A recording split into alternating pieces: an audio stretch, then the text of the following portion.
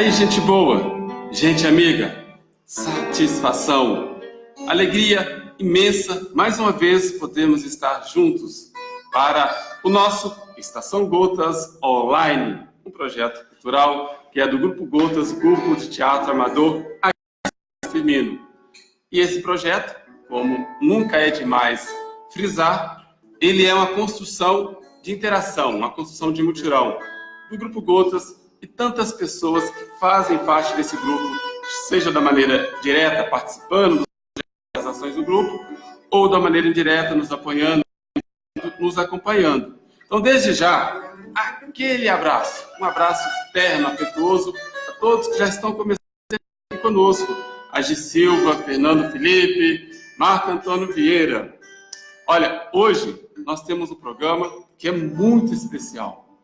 Daqui a pouquinho vai estar aqui ao meu lado uma pessoa iluminada que vocês podem ter certeza, vão ter o prazer de conhecer quem é essa pessoa, a sua história, a sua missão de vida e a história e a missão de vida do grupo que ele participa. Um grupo que impactou a cidade aqui de Senador Firmino nessa última semana.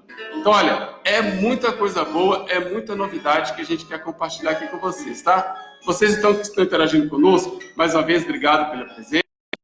E a gente pede, assim, então, um esforço a mais de nos ajudar a divulgar essa live para mais pessoas.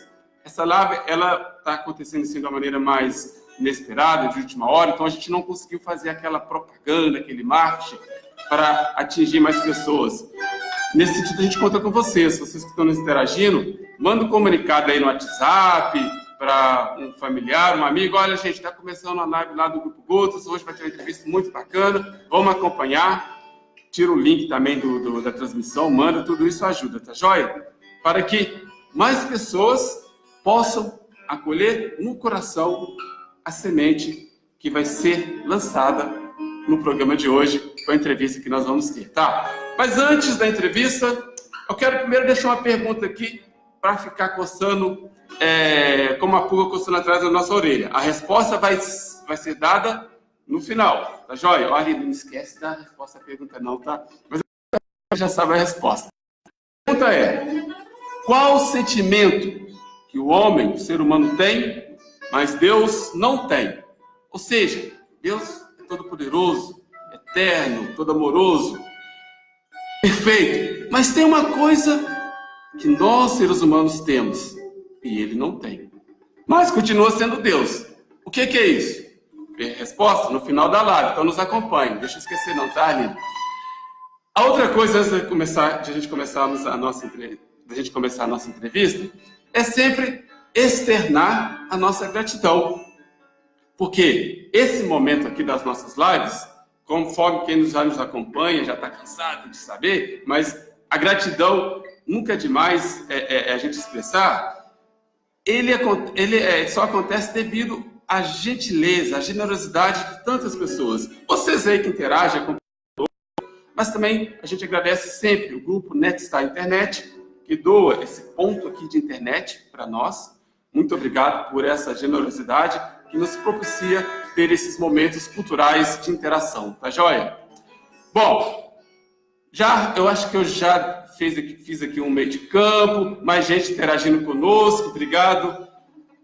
Obrigado, amor. A Neiva vai estar lá de Moreira, lá da roça, acompanhando. Reinaldo Moreira, Marco Antônio Vieira, isso mesmo. Então nós vamos começar a nossa entrevista. Vocês vão compartilhando a live, vão mandando aí um alô no WhatsApp, vai chamando mais gente para participar desse conversa conosco, tá? Então agora, olha, vamos deixar a ansiedade de lado, trazer alegria para a alma e para o coração e fazer estar aqui ao meu lado o nosso convidado. Davidson, por favor. Satisfação, prazer, sua bênção. Deus abençoe, obrigado pelo convite para estar aqui com vocês nesta tarde. Nossa, alegria nossa. Vamos nos encaixotar aqui no nosso espaço aqui, a gente vai se ajustando. Nós estamos dando os primeiros passos aqui nesse mundo da tecnologia, da internet, mas com muita alegria e prazer. Então, assim, nesses primeiros passos, como diz, a gente tem muita alegria, mas os nossos recursos são modestos. A gente chega lá. Olha, Padre Davidson, estou falando o nome correto, não é? Exatamente. Eu digo porque tenho uma mania, não sei, tenho um dom de confundir nomes, então se eu trocar o nome do seu, pode puxar a orelha. Mas quando o Arlindo me falou do programa deste domingo, e depois também o Tarcísio Marques, parece que ele fez a mediação, assim, para nós, do Grupo Gotas, foi pelo menos para mim, de modo especial e particular, foi algo assim fantástico. Eu nem estaria aqui hoje no domingo, não, vou dar um jeito de estar lá assim, porque eu conheço pouco, não sou de morando aqui há algum tempo, sou casado aqui, tenho 2 filhos, etc. Mas já em jubileu, já participei de celebrações que o senhor presidiu. E o fato de estar morando aqui, sempre os filhos da terra, sacerdotes aqui, os nomes são falados, então o seu nome chegou ao meu coração e eu tive a oportunidade de participar de celebrações com o senhor, conforme eu falei, mas nunca de ir lá cumprimentar e tudo mais. E esse ano, sobretudo essa semana agora, aí eu lembro que foi na segunda-feira, eu não estava muito inteirado dos acontecimentos, fui trabalhar, passando aqui na praça, eu vi um daréu de gente, missionários e tal, eu fiquei impactado, encantado. Aí eu fiquei sabendo, o Padre Davidson trouxe o pessoal para fazer missões aqui. Depois eu encontrei com o Padre Luciano, que é o nosso pároco, me inteirei mais do que estava acontecendo. Enfim, é muita coisa boa que aconteceu aqui por intermédio do Senhor. Então, assim, por isso que eu falei com o pessoal que está nos acompanhando, já temos muitas pessoas, mais uma vez a nossa gratidão. Vai ser uma oportunidade. Qual que é o nosso intuito hoje, Padre Davidson? Eu prometo agora fechar minha boca, abrir os meus ouvidos, deixar o senhor falar, mas a intenção assim, de conhecer um pouco mais o senhor, ter o ar da graça de conhecê-lo, a sua história, a sua missão, a sua vocação. Eu sei que a sua experiência missionária, tem muita coisa boa para ser falada, e também do grupo que o senhor faz parte, que esteve aqui, que é o grupo do Instituto Verbo Encarnado. Eu já ia falar Verbo Divino. É parecido. Porque eu conheço o pessoal do Verbo Divino. Então, olha, fique à vontade, esse espaço é do Senhor. A gente vai fazer aqui um bate-papo, a gente vai conversar, não tem nada programado, fica mais cordial, fica mais bacana. Então, olha, para começar, falei para muita gente aqui já conhece, mas talvez um outro não conheça. Quem que é o Senhor? E a sua história de vida, a sua vocação? Fique à vontade.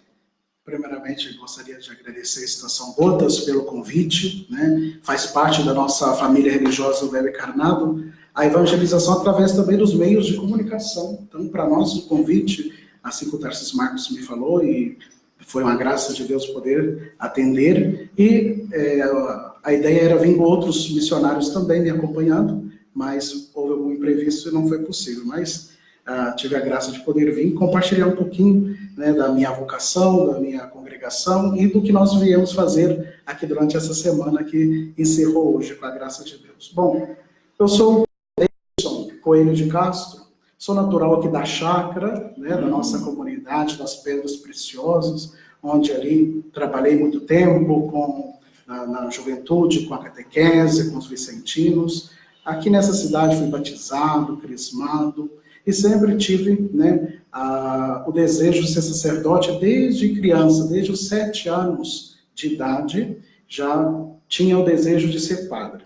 A minha família é aqui, tudo natural de Senado Alfemino, meu pai, o Antônio Maurício de Castro, minha mãe Maria da Consolação Coelho de Castro, nós somos 6, né, 6 irmãos, e com 17 anos eu fui para São Paulo, entrar nessa família religiosa do Verbo Encarnado. É uma congregação que tem como carisma ser missionária, né? Estamos mencionando grandes partes, né, nos 5 continentes, no mundo inteiro, né, vários lugares.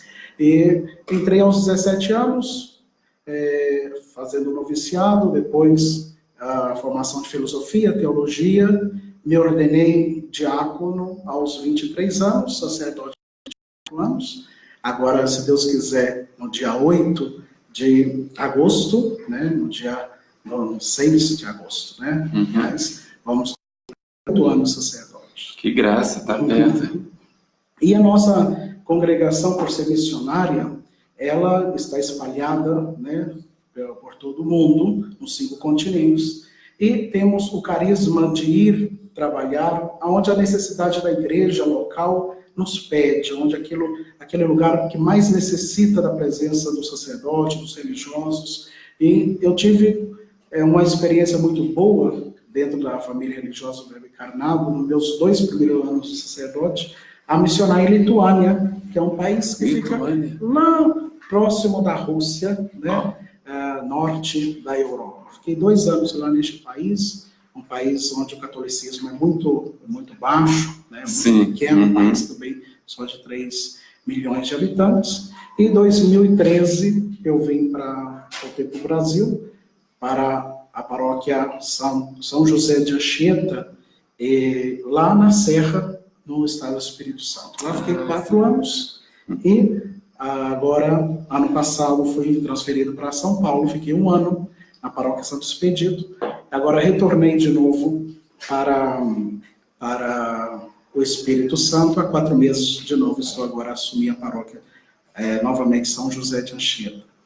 E todos os anos, desde a minha ordenação, a gente faz questão, a gente como é daqui, né, e somos muito devotos de Nossa Senhora da Conceição, todos os anos fiz possível de participar, né, do jubileu, ao menos uns 3, 4 dias, trouxe outros sacerdotes também a participar conosco, e aí vim comentando, né, com a Luciana sobre as missões que nós pregamos.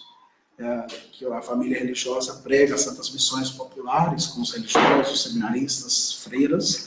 Então, fomos amadurecendo essa conversa e era o desejo do Padre Luciano ter uma santa missão aqui na nossa cidade, como que já antigamente, bem atrás, já aconteceu aqui na nossa querida cidade de Senador Firmino, né? E justamente foi providencial porque a nossa paróquia aqui de Senador Firmino está completando 150 anos, né? Então foi uma ocasião oportuna de virmos a pregar as Santas Missões, que começamos no dia 6 até hoje, no dia 14. Foram dias de muitas bênçãos, né? Com a presença dos religiosos, as visitas das casas, os sacramentos, as confissões, a unção dos enfermos, e essa presença direta dos missionários na casa de todos os paroquianos, ou na maioria, né, que podemos atender durante esses dias, que foi uma bênção também para nós religiosos, para todos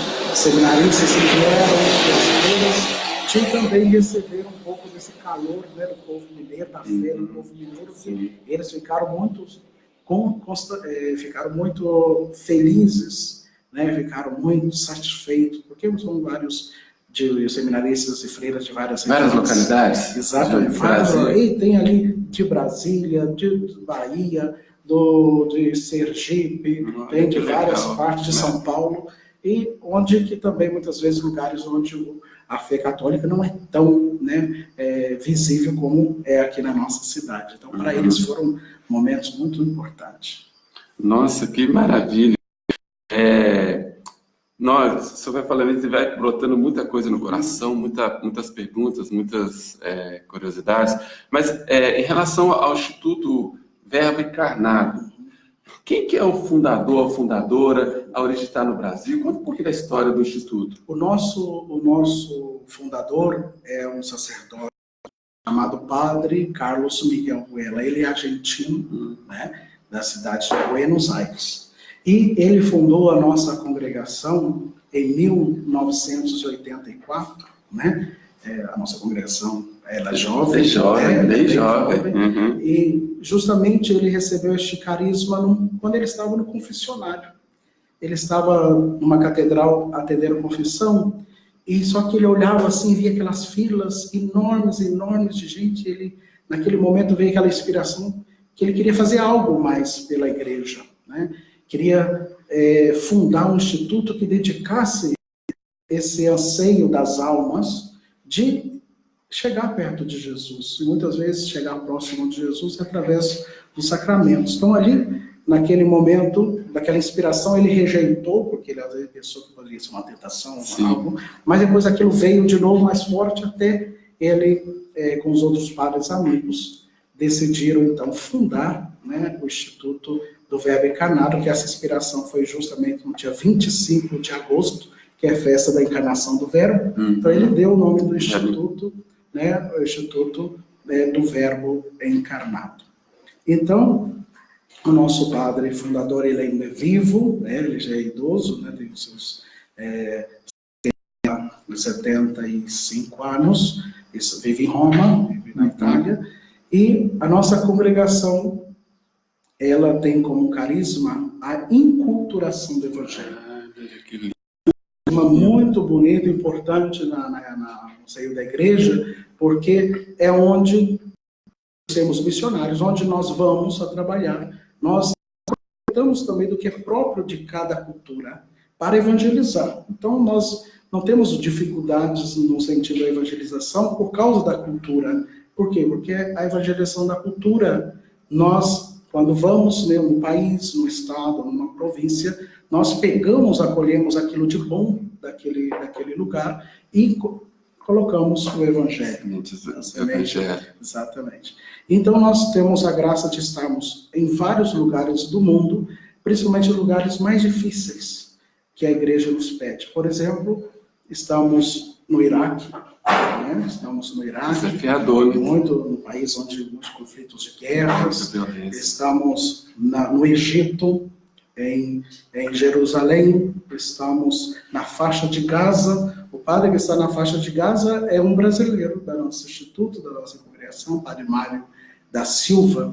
Ele já está há muitos anos aí trabalhando, é um dos poucos sacerdotes dessa região, juntamente com as freiras, as servidoras do Senhor, da Virgem de Matará, que é a rama feminina da nossa família religiosa Verbo Encarnado. O fundador, ele quis, nessa enculturação do Evangelho, de levar o Evangelho a todas as culturas do mundo, ter as duas ramas, né? Os padres e as irmãs, para ajudar nessa empreitada da evangelização, né? E onde a igreja nos pede, e com a nossa possibilidade, a gente busca atender as demandas, necessidades, são muito grandes.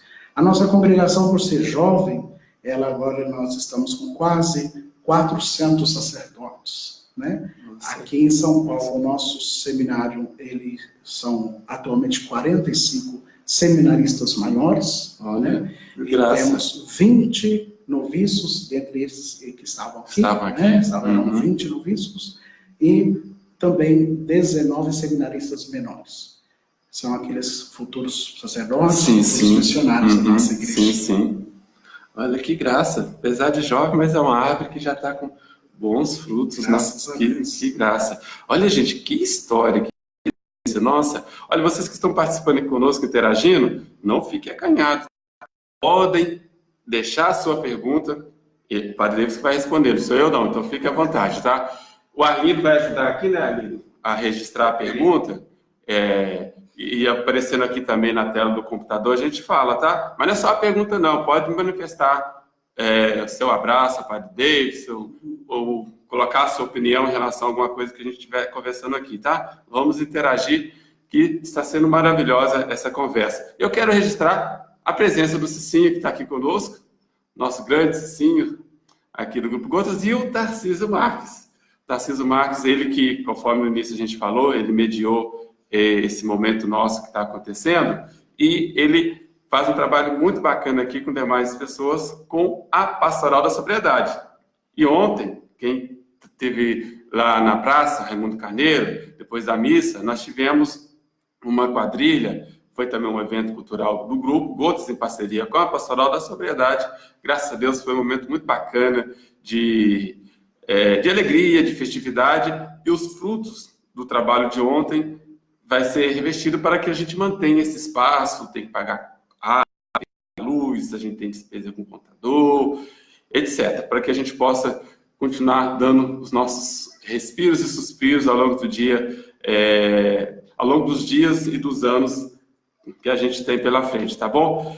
Então, desde já, a gente agradece quem esteve lá conosco ontem na quadrilha, esse tal arraiado, tal Grupo Gotas, aqui em Senador Firmino, que nos ajudou, seja com a dança, seja com o teatro, foi muito bacana, demos boas gargalhadas, mas, sobretudo, indo lá na barraquinha, comprando lá os quitutes, que foi preparado com muito carinho. O Tarcísio, ele lidera a equipe nesse sentido.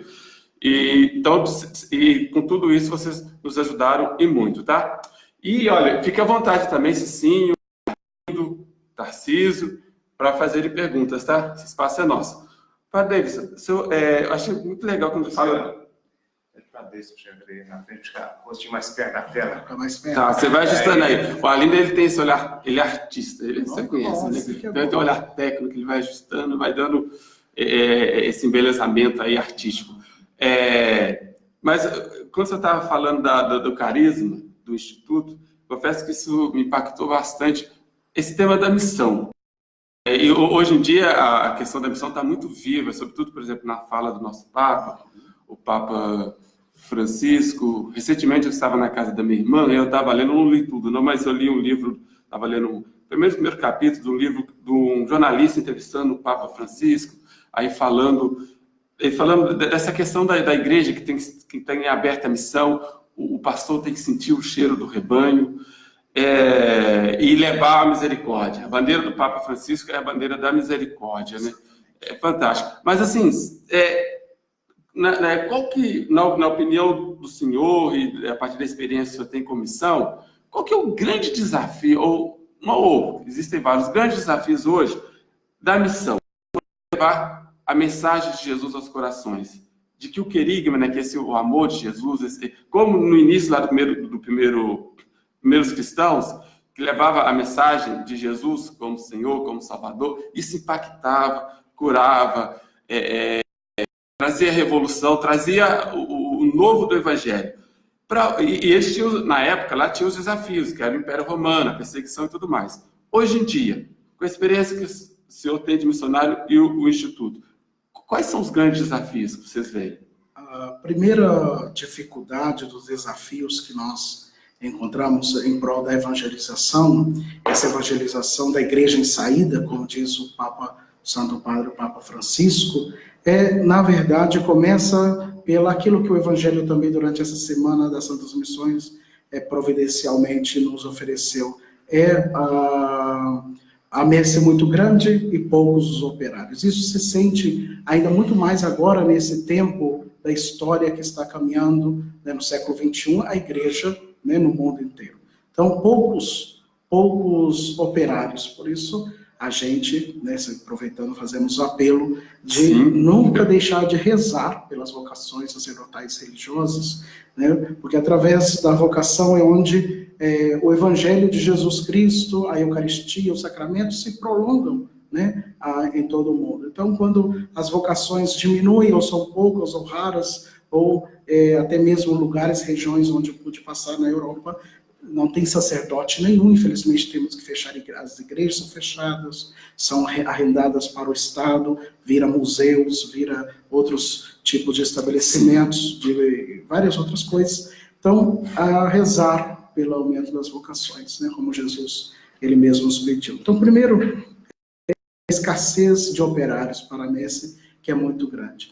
Depois, no corresponder da missão, ou de levar a missão de Jesus Cristo, né, da salvação, às almas, uma das coisas, muitas vezes, que é consequência da dificuldade, né, com dificuldade da parte de levar o Evangelho dos missionários que se encontram, é a secularização do mundo. Então, um mundo muito secularizado, muito materialista, onde as pessoas antigamente não tinham nada, então buscavam mais a Deus. Agora temos tudo, muitas vezes mais fáceis as coisas. Então Deus como foi ficando um pouco meio distante, longe da sociedade. Entende? Então, um pouco de frieza na sociedade, no sentido de acolher a mensagem evangélica e de vivê-la, não só acolher, mas de vivê-la. Então, a secularização também, no mundo moderno de hoje, é uma das grandes dificuldades, né, da aceitação do evangelho que é oferecido, e que é oferecido em várias partes do mundo. Sim, e dentro dessa temática, só mais uma provocação, e depois o pessoal aqui pode também dirigir suas perguntas, porque o Papa Francisco, eu gosto de ler, acompanhar, ele fala algo que também os bispos, quando teve aqui o encontro em Aparecida, do Ceilã, dos bispos. Na época lá era o Papa Pedro XVI que abriu, e o documento de Aparecida fala a mesma coisa que o Papa Francisco veio falar, que é a questão da necessidade da conversão pastoral. Ou seja, a igreja que, ao se abrir para o mundo nessa postura de missão, ela primeiro tem que passar por um processo de conversão para que a mensagem de Jesus seja uma mensagem, de fato, que essa mensagem chegue ao coração das pessoas. Então, a igreja primeiro tem que ter o coração convertido. Aí a pergunta seria mais ou menos essa.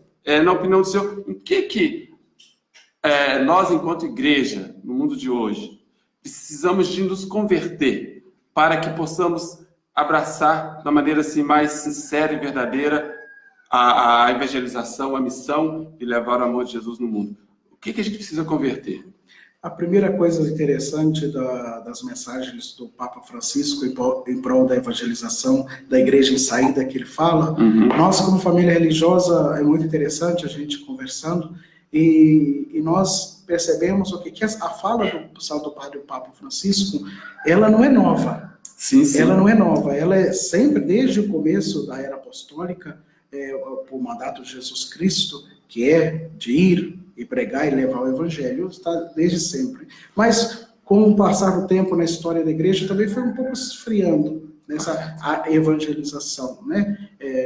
A evangelização através também do que é próprio da nossa fé católica, né? Assim, dos sacramentos, de viver a nossa fé, que a gente recebeu dos nossos pais, em vivê-la e dar continuidade.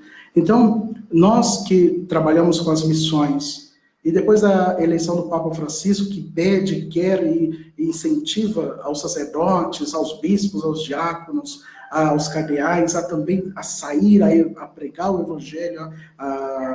Então, para nós, assim como não foi para a nossa família religiosa, uma novidade, porque nós, como carisma já é o dia a dia. Já é o dia a dia nosso, de ir nas casas, de buscar, de acompanhar. Então, o Papa como que nos encoraja cada vez mais aquilo que já é próprio nosso, de ir até o encontro das necessidades, né, que ele fala das periferias existenciais.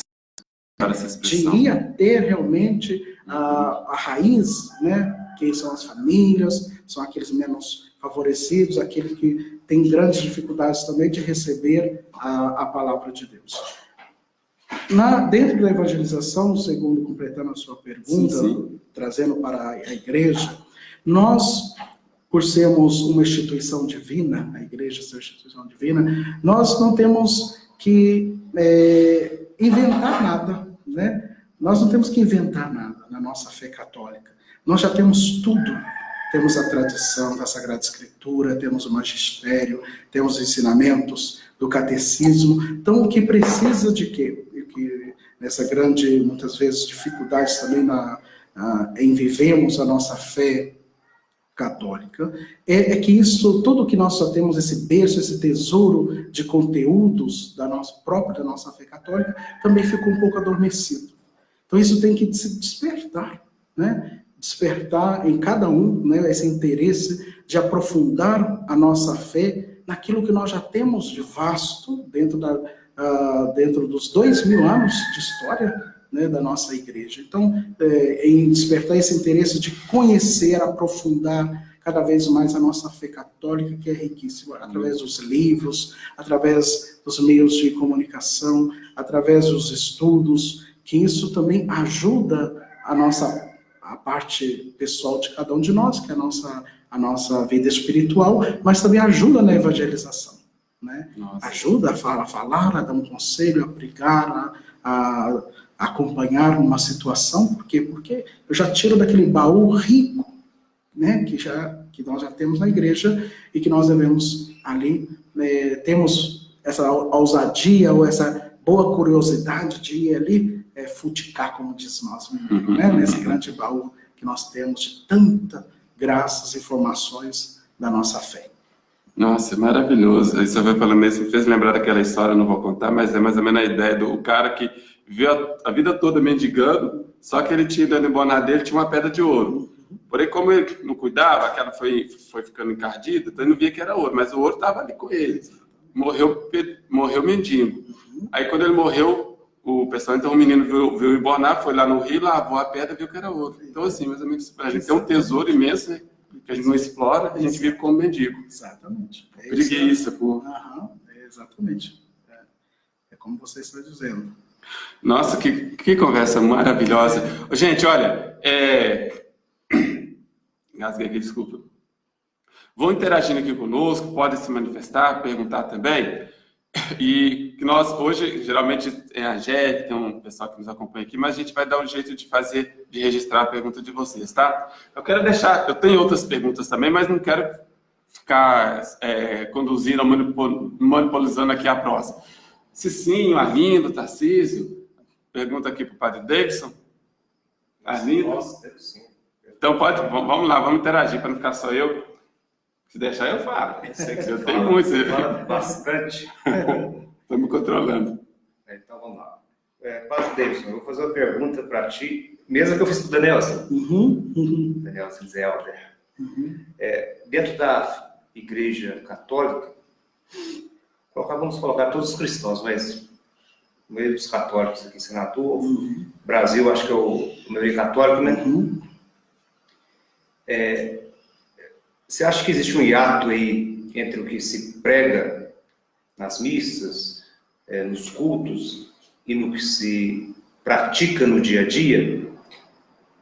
E, seguindo, a religião hoje, eu digo religião coisa do ser humano, não tem separado um pouco as pessoas, mesmo dentro eu não sei se é fragmentos que eu posso dizer da Igreja Católica, renovação carismática, outros segmentos. Tem alguns momentos que eu percebo que, às vezes, algumas pessoas tomam a verdade para elas. Então, se você for contra o que ela te passa, você já é uma pessoa mundana, vamos dizer assim, uma palavra bem pejorativa, né? Eu vejo isso como músico, né? Eles falam música secular, né? Já começam, para mim, eu acho isso um preconceito, né? Porque a música boa, inclusive a música clássica, principalmente, ela pode ajudar muita gente. Então, eu queria saber, resumindo a ópera, como eu sempre falo, se você vê essa distância entre o que se prega e o que se faz na prática ali no dia a dia, e se também há uma espécie de disputa, mesmo que subconsciente ali dentro das... Como é que chama, Luciano? Congregações que falam? Movimentos, grupos. Da igreja, né? Grupos pastorais. Você vê muito isso aí, latente, você vê isso muito. Assim, eu vou buscar responder essa sua pergunta com também um dizer do Papa Francisco que eu achei muito interessante, que define a Igreja Católica. Define o que é a nossa Igreja como instituição divina, né? Nós não podemos olhar a Igreja numa visão, uma ótica humana, porque ela não é humana, que se fosse, ela já teria terminado há 100 anos atrás, mas não